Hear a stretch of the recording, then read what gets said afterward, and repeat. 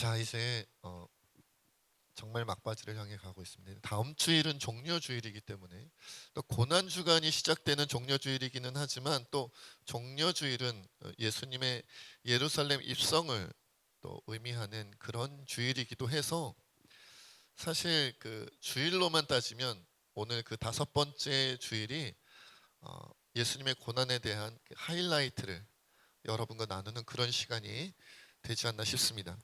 여러분 다 아시는 것처럼 이제 쭉 우리가 살펴보고 있잖아요. 예수님께서 오후 그렇죠. 어, 아침 9시에 십자가에 매달리셔서 3시가 9시라 그랬죠. 그래서 오후 3시에 숨지시게 되는데 6시간 만에 못 박히신 지 예수님께서 못 박히신 지 6시간 만에 큰 소리를 지르시고 숨지셨다라고 기록되어져 있죠. 우리 37절 38절 함께 읽어보겠습니다. 시작. 예수께서 큰 소리를 지르시고 숨지시니라. 이에 성소 휘장이 위로부터 아래까지 찢어져 둘이 되니라. 그렇죠? 자, 성소 휘장이 찢어졌어요. 이제 또 큰 의미가 있지만 오늘은 예수님의 소리 지르시고 숨지심에 대해서 좀 집중을 하도록 하겠습니다. 그러면 이제 소리를 지르셨으니까 어떤 내용으로 소리를 지르셨느냐에 대해서 사실 오늘 마가복음에는 자세히 나오지 않죠. 누가복음과 요한복음에 의하면 서로 조금 다른 내용을 기록하고 있습니다. 누가복음에서는 자신의 영혼을 아버지 하나님의 손에 부탁하나이다 이런 내용으로 소리 질렀다라고 되어져 있어요. 내가 이제 죽음을 맞이하게 되었으니 내 영혼을 아버지 하나님의 손에 부탁합니다. 이것이 이제 누가복음의 기록이에요. 그리고 숨지셨다. 요한복음에는 뭐라고 되어져 있냐면 다 이루었다. 다 이루었다고 고백하시고 선포하시고 그리고는 숨지셨다라고 요한복음에는 기록되어져 있습니다. 그래서 오늘은 다 이루었다는 이 말씀에 좀 우리가 집중하려고 합니다. 다 이루었다는 말은 이제 헬라어로는 이제 테텔레스타이라는 단어를 번역한 건데 이 단어는 여러 가지로 사용이 많이 되더라고요. 근데도 이제 특별히 오늘 예수님의 말씀에 좀 집중해서 본다면 법적인 용어로서 부채나 빚을 다 갚았다라는 의미가 있다고 해요. 그러니까 죄값을 다 갚았다라는 의미가 있거든요. 그러니까 예수님께서 십자가에 못 박히시고 피를 흘리심으로 말미암아 피가 죄를 속한다고 레위기 말씀에 율법에 말씀해 주셨잖아요. 그러니까 예수님의 피를 다 쏟으심으로 말미암아 이제 이 모든 죄값을 어떻게 했다? 다 갚으셨다. 구원의 역사를 이루셨다는 거예요. 죄값을 다 갚았다. 다 이루었다. 구원의 사역을 완성했다. 이렇게 이제 외치신 거죠. 그래서 마태복음 10장 28절에 보면 인자가 온 것은 섬김을 받으려 함이 아니라 도리어 섬기려 하고 자기 목숨을 많은 사람의 대속물로 주려 함이라 라고 이렇게 말씀하고 있어요. 예수님의 목숨값, 피값이 이제 대신 죄를 속하는 그런 희생제물로 쓰임받았다라는 고백이죠. 그렇죠? 사전적으로 보면 대속은 이렇게 정의하고 있어요. 남의 죄를 대신하여 받음. 남의 죄를 대신 받았다는 거예요. 근데 이제 우리가 성경적으로 예수님에 대해서 이 대속을 의미한다면 거기에 좀 추가되는 게 필요합니다. 뭐가 필요할까요? 죄를 대속하여 받는 것뿐만 아니라 대신하여 받는 것뿐만 아니라 무엇을 또 함께 받았어요? 형벌도 함께 받았어요. 죄값도 함께 받았다는 거예요. 그렇죠? 그러니까 여러분 그냥 이 사람의 죄를 내가 대신 짊어집니다. 이 사람의 죄를 제가 대신 뒤집어 쓰겠습니다.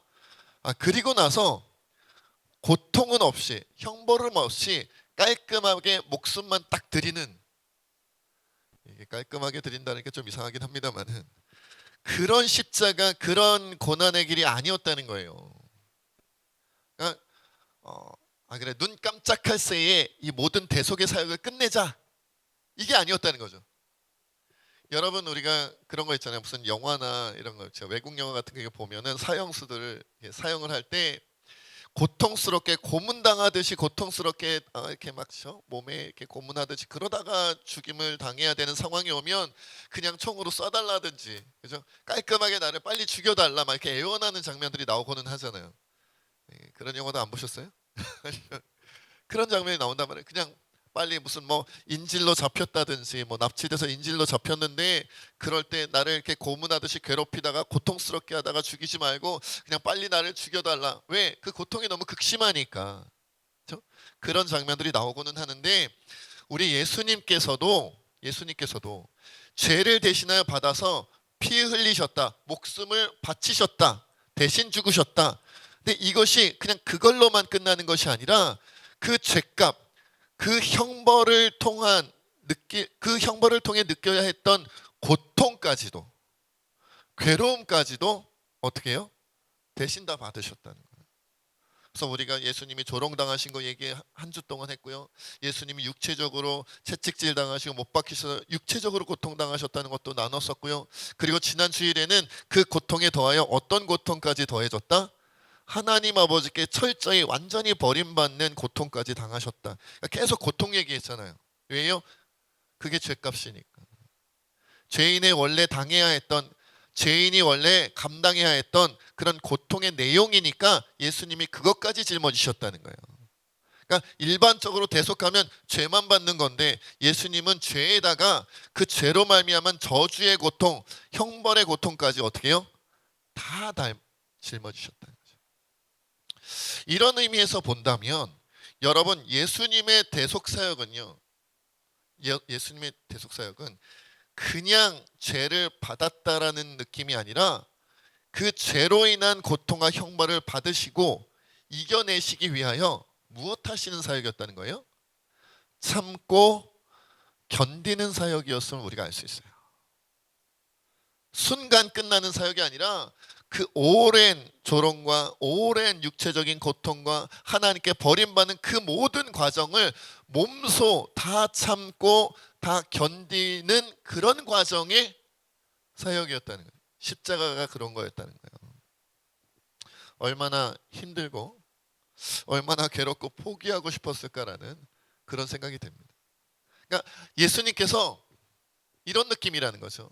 십자가에서 이제 모든 물과 피가 거의 다 쏟아져 내어지고 숨이 이제 곧 멎을 것 같은 것을 스스로도 느끼신 거죠. 그래서 마지막으로 다 이루었다 외치시고 그리고는 숨지셨는데 다 이루었다는 고백이 구원을 다 이루었다, 죄값을 다 치루었다라는 그것이 이제 어떤 면에서 보면 이 십자가에서 이렇게 나타난 구원의 역사에 대한 느낌이라면 실제적인 예수님의 느낌은 이런 거였을 것 같아요. 다 참았다. 내가 끝까지 견디었다. 이런 내용이래요. 구원을 이루었다. 이렇게 멋진 얘기가 아니라 구원을 이뤘다. 죄값을 다 치렀다. 이런 무슨 뭐 그렇죠? 어떤 복음은 구원은 무엇인가 이렇게 뭐 명제적으로 정의를 내리는 그런 느낌이 아니라 예수님 본인의 입장에서는 내가 이 고통, 이 모진 고통, 이 모진 아픔을 내가 다 참았다. 내가 다 견뎠다. 이런 고백이지 않겠냐는 거예요. 다 끝났다 이제는. 더 이상 남아있는 고통, 더 이상 남아있는 아픔이 없다. 이제 참아내야 되는 게 남아있지 않다는 거예요. 다 참아냈다. 다 견뎌냈다는 거죠. 우리가 십자가의 고난의 길을 보면 막 숨이 콱콱 막히는 게 뭐예요? 왜 그래요? 이거 어떻게 참으셨지? 이거 어떻게 견디셨지? 그런 마음들이 막 느껴지니까 그 십자가를 생각할 때마다 구체적으로 느껴질 때마다 우리가 함께 고통을 느끼는 거 아니겠어요? 그래서 다 이루었다는 그 한마디 속에 들어가 있는 다 참았다, 다 견뎠다는 예수님의 그 말씀의 의미를 생각해서 어떤 것들을 참으셨는지 우리가 좀 세 가지로 살펴보려고 합니다. 첫째로 예수님께서는 자신의 권리를 사용하지 않고 참으셨어요. 마태복음 26장 39절에 보면 이런 말씀이 있습니다.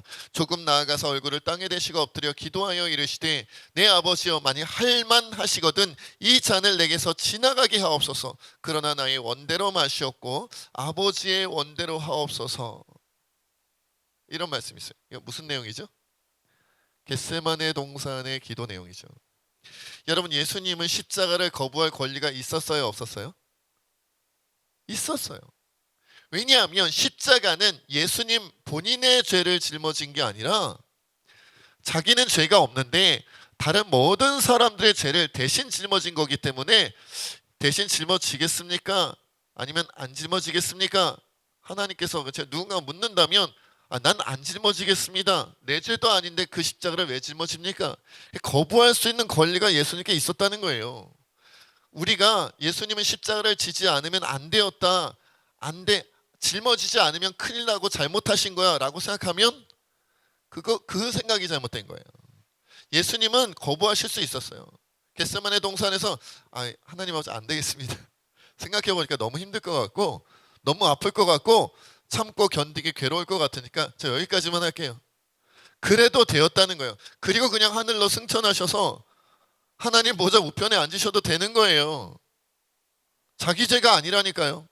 근데 그럴 수 있는 권리를 포기하신 거예요. 왜냐하면 죄인을 살리고 싶은 마음에, 죄인을 사랑하는 마음에, 그리고 하나님 아버지께 순종하시고 싶은 그 마음에 자기 권리를 포기했다는 거죠. 여러분, 오늘날 우리가 자기 십자가를 진다는 것도 이런 의미가 들어가 있어요. 내가 행사할 수도 있는 나에게 마땅히 주어진 권리를 하나님께 순종하기 위하여, 그리고 생명, 그것도 죄인을 살리기 위해서 그 권리를 행사하지 않고 참고 포기한다는 거예요. 참고 포기한다. 이제 여기까지만 얘기하면 너무 뜬구름이다라고 생각하실 수 있을 것 같아서 한 가지 예를 좀 들으려고 합니다. 예전에 한번 말씀드렸던 예예요. 그냥 막 찾았어요. 어떤 내용이냐면 여러분들 뭡니까? 예전에 상한 사과를 사는 그 권사님 이야기 여러분 기억이 나시네요. 어떤 권사님이 항상 동네 과일 가게 가서 거의 장사가 끝날 때쯤에 가서 멀쩡하게 남아있는 싱싱한 사과는 사지 않고 팔다가 남은 상한, 남들이 사가지 않는 남아있는 사과만 맨날 사시는 권사님이 계셨다는 거예요. 아무 말도 하지 않고 맨날 상한 사과만 사는 거예요. 남들이 안 사가는 사과, 팔리지 않는 사과만 사가는 거예요. 그렇게 한참을 그렇게 하니까 이 가게 주인이, 과일 가게 주인이 너무 고맙기도 하고 이상하기도 해서 물어봤다 그러잖아요. 아니, 도대체 왜 이렇게 상한 사과를 사가시냐고. 저희 입장에선 너무 감사하고 고마운 일이지만 좀 이해가 되지 않는다는 거예요. 왜 그러시냐고. 왜 그러셨어요? 사실은 제가 교회 권사인데 예수님의 사랑을 전하고 싶어서 이랬다는 거예요. 예수님의 사랑을 전하고 싶어서 이랬다는 거예요. 여러분, 그래서 결국 그 과일 가게 주인 아주머니가 어떻게 되었을까요? 교회로 전도되었어요. 그렇게 여러 명을 전도했다고 하시더라고요. 그 따님이 증언하는 거예요. 자기 어머니가 그렇게. 그래서 그것을 보고는 국민일보의 겨자씨라는 그런 내용으로 이렇게 싣는데 그 목사님이 애플 전도법이다, 사과 전도법이다, 이런 이름을 붙이셨다고 하더라고요. 여러분, 사과를 사는 사람은 소비자잖아요. 고객이잖아요. 손님이잖아요. 손님이 더 갑입니까? 장사하는 사람이 갑입니까? 당연히 손님이 갑이고 장사하는 사람은 의뢰자리에 되죠. 왜? 물건을 팔아야 되니까 잘 보여야죠. 사는 사람은 내 돈 주고 사는 거니까 내가 갑질을 할 수 있어요. 내가 원하는 대로 할 수 있어요. 그런데 이분은 내가 갑의 자리에 있을 수 있는, 손님의 자리에, 왕의 자리에 있을 수 있는 그 권리를 그리스도인이기 때문에 내려놓은 거예요. 남들은 좋은 사과를 사는데, 자기 돈 주고 좋은 사과를 살 수 있는데, 그럼에도 불구하고 그 권리를 내려놓고 상한 사과를 내 돈 주고 사는 거예요. 그러지 않아도 되는데 하는 거예요. 왜? 예수 그리스도를 전하고 싶어서, 주의 사랑을 전하고 싶어서 그렇게 했다는 거죠. 자기 권리를 내려놓을 수 있어야 그게 자기 십자가를 지는 거라는 거예요. 그 자기 십자가를 지고 자기 권리를 내려놓는 이유가 그 끝에 하나님께 순종하는 것이 있고 생명을 살리는 일에 있고 예수님의 사랑을 증거하는 것에 있는 거예요. 우리도 그런 삶을 살아야 된다는 거죠. 두 번째로, 그러면 예수님은 무엇을 참으셨냐면 자신의 능력을 사용하지 않고 참으셨어요. 자신의 능력을. 마태복음 26장 52절로 53절에 보면 이런 말씀이 있습니다. 이에 예수께서 이르시되 내 칼을 도로 칼집에 꽂으라. 칼을 가지는 자는 다 칼로 망하느니라. 너는 내가 내 아버지께 구하여 지금 12군단 더 되는 천사를 보내시게 할 수 없는 줄로 아느냐. 여러분 이 장면은 무슨 장면이에요? 기억나시죠? 예수님이 겟세마네 동산 기도를 마치시고 대제사장과 이렇게 그 무리들에게 군병들에게 붙잡히시자 베드로가 칼을 빼서 예수님을 지키겠다고 대제사장의 종 말고의 귀를 쳐서 귀만 딱 코도 아니고 귀만 딱 잘랐던 그 사건을 보고는 예수님이 뭐라 그러셨어요? 너의 칼을 칼집에 꽂으라. 칼 가지는 자는 다 칼로 망하느니라. 내가 지금 내 아버지께 구하여 12군단도 더 되는 천사를 보내시게 할 수 없는 줄로 아느냐. 이 말은 뭐예요? 나는 천사를 12군단 정도 더 많이도 부를 수 있는 예수님이야. 난 하나님의 아들이야. 난 성자 하나님이야 라고 고백하신 거죠. 그때도 이 장면 설교할 때도 그 얘기했던 것 같아요. 12군단이면 몇 명 정도 되는 건가요? 군사가 많아요. 아주 많아요. 군단 하나만 해도 굉장히 많은 큰 숫자예요. 제가 잘 모르기는 잘 딱 계산 안 해봤습니다만은 못해도 몇만 명 되지 않을까요? 12군단이면 몇만 명 정도 되는 거예요. 더 될지도 몰라요. 계산 안 해봤습니다만은 천사들이 그 정도가 온다면 여러분 그냥 사람이 몇만 명이 모여도 대단한데 천사들 불칼과 불병거를 가지고 있는 군대 같은 그런 천사들이 몰려온다면 천사의 군대가 몰려온다면 여러분 거기 예수님 잡으러 온 사람들 어떻게 되겠어요? 깡그리 그냥 끝나는 거죠 인생. 그럴 수 있는 능력이 예수님께 있다는 거예요. 그런데 그런 능력을 포기하고 그런 능력을 사용하고 싶은 그 마음을 참고 견디고 그냥 순순히 끌려가셨어요. 붙잡히셨어요. 고난으로 가셨단 말이에요. 왜요? 그건 역시 하나님께 순종하기 위함이고 그건 역시 생명, 그것도 그냥 생명이 아니라 죄인의 생명을 살리기 위해서 그러셨다는 거예요. 여러분 오늘날 우리도 그럴 때가 참 많죠. 내가 능력을 발휘하여 고난과 아픔과 상처로부터 장애물로부터 넘어가고 싶을 때가 있어요. 여러분 예수님도 그러셨을 것 같아요. 일단 겟세마네 동산에서는 좋습니다. 제가 십자가를 짊어질 결정을 하셨고 붙잡히시고 재판 받으셨어요. 근데 채찍을 맞아보니까 너무 아프네. 처음 맞아보셨을 거 아니에요. 여러분 저도 옛날에 빙판에 넘어져가지고 이빨이 2개가 깨진 적이 있었는데 하나 뽑히고 하나 깨지고 2개 금가한 적이 있는데 그런 거는 그 전에도 없었고 그 이후에도 없었던 인생의 첫 경험이니까 아프더라고요. 그리고는 치과에 가가지고 그 충격 때문에 이빨이 약간 앞으로 튀어나왔다고 마취도 하지 않고 이빨을 집어넣어요. 많이 아팠어요. 많이 아팠어요. 와 이런 경험 처음이니까 만약 내게 그럴 수 있는 힘과 능력만 있었다면 그렇죠? 그만하시라고 나 못하겠다고 너무 아프다고 할 것만 같았어요. 그러나 그것을 비하겠어요? 예수님의 십자가가 채찍 죽도록 채찍을 맞아보니까 너무 아픈 거예요. 거기에다가 손목과 발목에 그렇죠? 못을 박혀보니까 이거 너무 아픈 거예요. 이거 그냥 아프다는 정도가 아니야. 죽을 것 같다는 표현으로도 모자랐겠죠. 견딜 수가 없겠죠. 제정신이 아니었을 거예요. 여러분 우리 그렇죠? 자녀를 낳아보신 분들은 출산의 경험이 다 있으시잖아요. 그렇죠? 이렇게 방송 같은 데서 출산하시는 거 이렇게 조금씩 이렇게 나오는 거 보면 요즘에 제가 병원에 아빠들이 같이 들어가는 경우가 많더라고요. 아빠들이 막 어쩔 줄을 몰라. 왜요? 그렇게 아파할 줄 몰랐던 거죠. 자기네들이 상상한 것 이상인 거예요. 그러니까 옆에서 지켜보던 사람들이 어쩔 줄 몰라 하고 그리고 출산을 하는 그 엄마의 입장에서도 어때요? 할 수만 있으면 이 고통을 멈추고 싶지 않겠어요? 내게 그럴 능력만 있다면 이 출산의 고통은요? 막 주원이가 막 나올 때 이것이 날 이렇게 아프게 막 그러지 않으셨냐고요. 에스더 막 나올 때 안 그러셨어요? 이것이 날 이렇게 아프게 해 막 이러면서 할 수만 있다면 내게 그런 능력만 있다면 이 출산의 고통을 멈추고 싶지 않았겠냐고요. 능력만 있다. 근데 예수님 능력이 있었단 말이죠. 문제는 예수님은 능력이 있었다는 거예요. 12군단 더 되는 천사를 부를 수도 있었고 십자가에서 그 다른 사람들이 조롱함을 외쳤던 그 한마디처럼 실제로 십자가에서 내려올 수 있는 그런 힘과 능력도 있으셨단 말이죠. 있는데 참는 거예요. 정말 여기서 그냥 참지 않고 견디지 않고 이 고통 끝내고 이제 여기까지 했으면 나도 충분히 했다고 십자가에서 내려가고 싶지 않았을까요? 이 못 뽑아버리고 싶지 않았을까요? 가시관 이게 머리 찔려가지고 막 피가 철철 나고 고통 머리를 두통에 막 괴로움 당하시고 있었을 때 이 가시관 벗어버리고 싶지 않았을까요?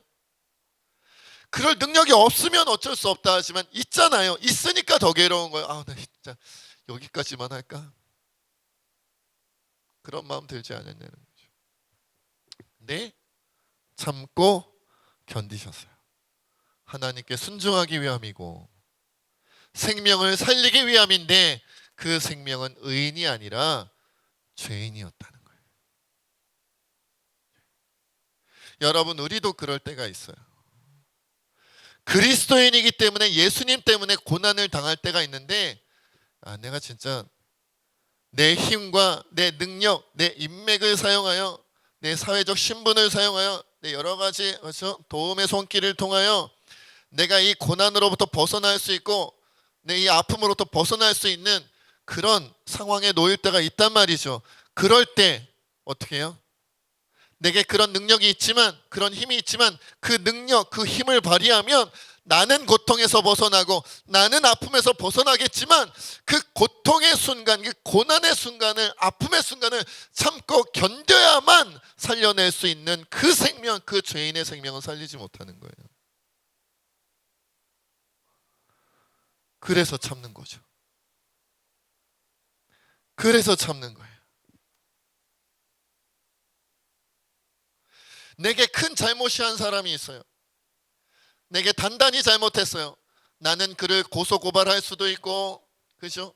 그에게 변상하게 할 수도 있고, 여러 가지 내가 처벌할 수 있는 권리와 힘을 내가 가질 수 있잖아요. 그런 경우가 우리에게 얼마나 많이 있어요. 그런 상황들이 우리에게 올 때가 있잖아요.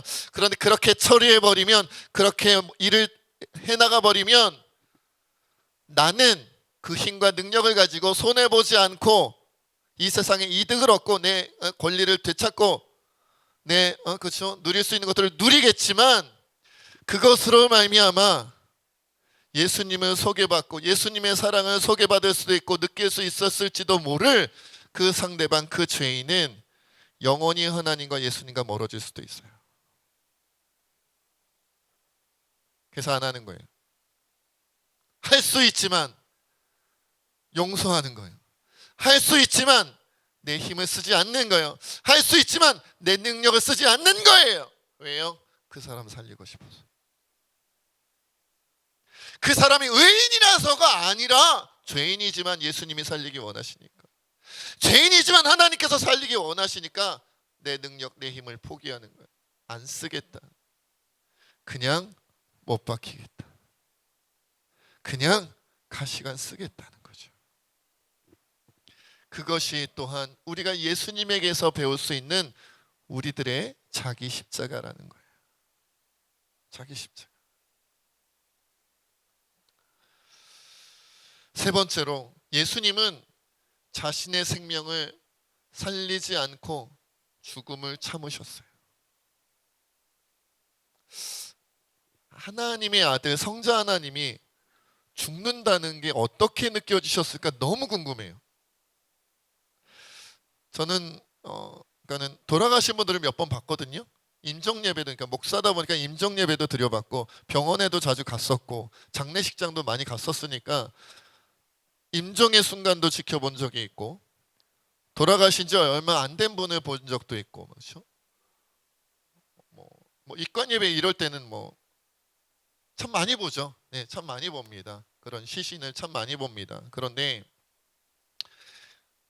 막상 내가 죽으면 어떨까? 내가 죽음에 임박하여 나 자신이, 내가 지켜보는 게 아니라 내 자신이 죽음에 임박하면 느낌이 어떨까? 그 순간의 느낌이 어떨까? 제가 임종을 지켜봤던 것 중에 가장 생생했던 건 저희 아버지셨거든요. 저희 아버지 돌아가실 때 가장 생생해요. 저 혼자 있었고 밤중에 저 혼자 있었고 단둘이 있었단 말이죠. 병실에. 그러니까 너무 생생하게 지켜봤죠. 막 집중해서 지켜봤는. 숨을 제가 그때도 말씀드렸죠. 콕 3번 하시고 돌아갔어요. 콕 하시더니 그냥 그 다음부터는 딱 숨이 멎으셨어요. 그렇게 가셨단 말이에요. 그거 지켜보니까 한편으로는 아버지께서 가셨구나 이런 좀 슬픔과 아픔과 이런 것도 있었지만 또 한편으로는 나도 나중에 저렇게 되나? 나도 저렇게 되는 건가? 내 마지막도 저렇게 되는 건가? 내 목숨이 끝날 때 내 숨이 끊어질 때도 저렇게 가는 건가? 요 생각이 딱 들더라니까요. 그런데 사람은 알잖아요. 어차피 육신의 목숨은 영원하지 않다는 거 사람이니까 알잖아요. 이미 받아들였잖아요. 난 영원히 살지 못해. 물론 천국 가면 영원히 살겠지만 적어도 이 땅에서 나는 영원히 살지 못해. 언젠가는 죽을 거야. 숨이 끊어질 거야. 이 생각하잖아요. 근데 예수님은 하나님이시더란 말이에요. 예수님은 성자 하나님이세요. 하나님의 아들이세요. 원래 죽음이라는 걸 맛보지 않으실 분이었어요. 아니 천지를 창조하시고 우주를 주관하시는 그 우주의 주인이신 그분이 왜 죽어요? 죽음을 맛볼 리가 없죠. 그런데 죽음을 맛봐야 돼요. 죽음을 감당해야 돼요. 죽음을 당해봐야 돼요. 왜? 죄인 살리기 위해서. 어떠셨을까요? 또 여기까지 얘기하면은 또 실감 안 나지. 실감 안 나지. 여러분 만약에 요즘 뭐 우크라이나에 간이 많이 막 이런 것 때문에 막 실갱이가 벌어집니다만은 예를 들은 거예요. 실제로 그렇다는 게 또 이제 목사님이 그래라 그랬다 이러면서 안 돼요. 우리 중에 딱 한 명 뽑아가지고 우크라이나에 군대에 보내는 거예요. 한 명만 딱 뽑아. 우리 성도들과 새집교회 성도들과 한 명만 뽑아서 우크라이나의 군대에 그 사람들을 위해서 그 전투에 함께 참여하도록 그들을 살리기 위하여 도구로 보냅시다. 투표 아니에요. 투표. 확 뽑았어. 누가 가시겠어요? 이계용 지사님이 딱 뽑힌 거죠. 몰표를 받으셨어. 그래갖고 이제 가는 굳이 우크라이나에 가서 대신 죽을 필요가 있나요? 여러분, 내가 죽음이라는 것을 내가 선택된 거야? 죽음이라는 자리에 내가 선택된 거야? 조금 전까지만 해도 나는 당장은 죽음과 전혀 상관없는 사람이었는데 갑자기 내가 죽음의 자리에 가야 된다고 선택되어진 거예요. 느낌이 어떨까요? 내일 가야 돼. 오늘 밤에 가실래요? 언제 가실래요? 오늘 밤 비행기? 내일 아침? 나는 내일 죽음의 자리로 간다. 난 진짜 죽을지도 모른다. 이런 마음이 갑자기 든다면 여러분 어떻겠어요? 죽음과 상관없던 자리에 있다가 이제는 죽지 않을 수 없는 자리로 옮겨져야만 한다면 그것도 나 때문이거나 내 가족 때문이거나 내가 사랑하는 그 누군가 때문이 아니라 죄인이라고 불리우는 사람들, 어떤 경우에는 나와 전혀 상관없을지도 모르는 그 사람들, 오히려 나에게 해코지를 하고 나를 괴롭히고 나에게 고통을 줬던 원수 같은 사람들, 왜냐하면 그들이 죄인일 수 있으니까 그 죄인을 위하여 그 원수를 위하여 내가 감당하지 않아도 되었던 죽음을 감당하는 자리로 가야만 한다면 느낌이 어떨까요? 마음이 어떨까요? 그걸 예수님이 감당하신 거예요. 사람도 아니신, 피조물이 아니신 하나님이셨던 그분이 친히 감당하셨다. 여러분, 그렇게 이 모든 것을 참고 견디며 우리를 살려내신 예수님이에요. 이제 우리가 그리스도인으로서 자신을 버리고 자기 십자가를 지고 예수님 따라간다는 것은 하나님이 원하시고 죄인을 살릴 수 있는 기회가 왔을 때 내 권리를 포기할 수 있는 거고요. 내 힘과 능력을 사용하지 않고 참아낼 수 있는 거고요. 그러다 정말로 그래야만 하는 순간이 온다면 내 목숨이라도 내어놓아야 하는 그런 길이다라는 거예요. 여러분, 우리는 성경을 배울 때, 예수님을 배울 때, 신앙을 배울 때 사는 것도 배우고요, 죽는 것도 배워야 돼요. 예수님을 위해 살다가 예수님을 위해 죽는 것, 이걸 배우는 것이 신앙이에요. 우리는 죽음을 배우는 그런 종교예요. 죽음을 배우는 그런 신앙이에요.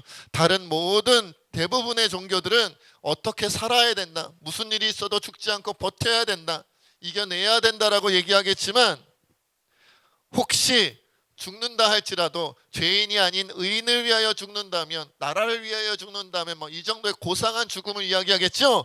그러나 오직 예수 그리스도, 우리 주님, 이 기독교, 이 그리스도인들이 가야 하는 이 죽음의 길은 의인을 위한 죽음이 아니고 죄인을 위한 죽음이고 대신 죽는 죽음이고, 그러면서도 기쁨으로 감사로 순종하며 가는 죽음이어야 한다. 이것이 우리의 인생 목표여야 해요. 예수님 한 20년 30년 잘 믿다가 복 받아가지고 나는 좋은 집에서 살리라, 이게 우리 그리스도인의 인생 목표가 아니라, 나는 좋은 시설 속에서 남들이 떵떵거리면서 남들이 부러워할 만한 자리에서, 남들이 존경할 만한 자리에 서서 그렇게 인생을 마무리하리라, 그것이 우리 인생 목표가 아니라, 남들이 이해하지 못한다 할지라도, 남들이 칭찬하지 않는다 할지라도, 남들이 받아들여주지 않는다 할지라도 죄인을 위해서 때로는 내 목숨도 내어놓을 수 있는, 기꺼이 내어놓을 수 있는 그 자리까지 갈 수 있는 것이, 죽으면 죽으리이다라고 고백할 수 있는 것이, 죽으면 죽을 수 있는 그 길에 누군가가 가야 하는데, 누가 우리를 위하여 갈고 하나님께서 찾으실 때에 내가 여기 있나이다 고백하며 갈 수 있는, 그것이 우리다라는 거예요. 그것이 우리의 인생 목표여야 한다는 거예요. 그것이. 요한복음 12장 24절에 그렇게 말씀하고 있습니다. 내가 진실로 진실로 너희에게 이르노니 한 알의 밀이 땅에 떨어져 죽지 아니하면 한 알 그대로 있고 죽으면 많은 열매를 맺느니라. 기독교는 사는 종교가 아니라, 기독교는 사는 신앙이 아니라, 기독교는 어떻게 죽어야 할까를 고민하고, 기독교는 어떻게 죽어야만 하나님의 영광이 될까, 어떻게 죽어야만 그것이 순종이 될까, 어떻게 죽어야만 죄인을 살릴 수 있을까, 거기에 집중하는 종교입니다. 그게 진짜 기독교예요. 오늘의 시간 우리 이렇게 함께 기도하며 나아갔으면 좋겠어요.